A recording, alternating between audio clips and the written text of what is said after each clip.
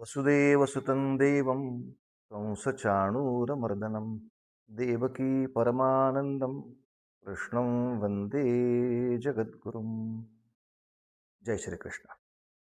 मी कीर्तनकार चारुदत्त आफळे आपल्यासमोर एक विनंती घेऊन आलो आहे की आपल्या भारतभर गोमातेला राष्ट्रमाता म्हणून घोषित करावं आणि त्याचबरोबरीनं तिचा सन्मान आपल्या देशभर उत्तम तऱ्हेनं राखला जावा यासाठी एक फार मोठं गो सन्मान आव्हान अभियान सुरू झालेलं आहे. आणि यामध्ये भारतातील सर्व संत महंत आणि सर्व गोभक्त याच्यामध्ये सहभागी झालेले आहेत. तेव्हा लक्षावधीच्या संख्येनं या सगळ्या आपल्या आवाहनावरती स्वाक्षरी करून आणि ते सगळं स्वाक्षरी पत्र आपल्या जिल्हाधिकाऱ्यांच्याकडे जाऊन अशा तऱ्हेनं एक अभिनव उपक्रम सगळ्या भारतात सुरू आहे. आत्ता महिन्याभरापूर्वी तो झाला. आता 27 जुलैला आता हा परत एक उपक्रम करायचा आहे. तसं 27 ऑक्टोबरलाही हा उपक्रम करायचा आहे. तेव्हा आपण बहुसंख्य लोकांनी यामध्ये सहभागी झालं पाहिजे. हे सगळं आपल्याला काय आवाहन आहे, काय आव्हान आहे याबद्दलची सगळी माहिती इन्स्टावरती उपलब्ध आहे, यूट्यूबवरती उपलब्ध आहे, आपल्याला सगळीकडे फेसबुकवरती उपलब्ध आहे. या स्पेलिंगप्रमाणे आपण त्याला फॉलो करा की आपल्याला त्या सगळ्या गोष्टी सापडतील. आणि खूप महत्त्वाची गोष्ट अशी आहे की गोहत्या बंद झाली पाहिजे हे अगदी जरी मान्य आहे तरीसुद्धा गोमातेबद्दलचं नीट ज्ञान सर्व विद्यार्थ्यांना मिळालं की आपोआप तो सगळा प्रकार होणार आहे.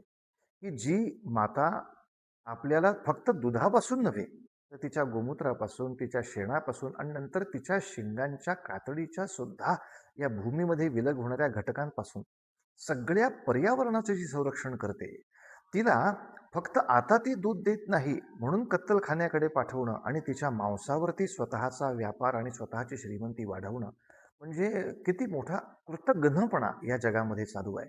तेव्हा अशा तऱ्हेनं आपण आपल्या आईशी अशा कृतज्ञतेनं वागू नये. ज्या ठिकाणी अशा पवित्र गोमातेचं रक्त पडलं तेथे सगळे प्रांत आणि तिथली सगळी जनव्यवस्था ही अत्यंत उद्ध्वस्त झालेली आहे हे आपण पाहतोय. तेव्हा भारताला एक भारतीय संस्कृती म्हणून वाचवायचं असेल हे कोणत्याही पक्षाचं आवाहन नाही, कोणत्याही राजकीय पक्षाचं नाही, हे सगळ्या आपल्या सद्धर्मी लोकांचं एकत्र असलेलं आवाहन आहे.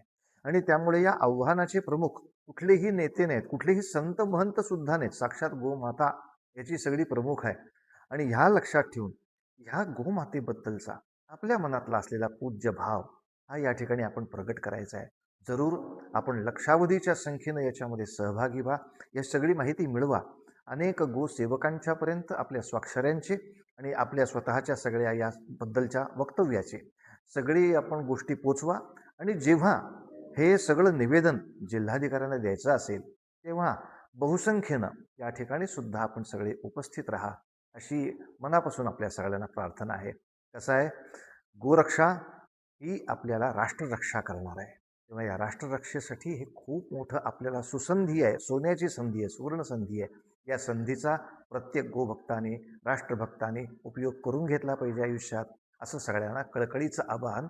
जय श्रीकृष्ण.